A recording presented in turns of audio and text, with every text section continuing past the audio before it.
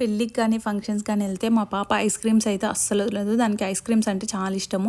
ఇంకా అక్కడ అందరు ఫోటో దింపమని చెప్తే నేను వీడియో తీస్తున్నాను. అక్కడ ఉన్నది మా అత్తయ్య, మా మమ్మీ, ఇంకా మా డాడీ. ఆ బాబు ఏమో మా అక్క వాళ్ళ బాబు.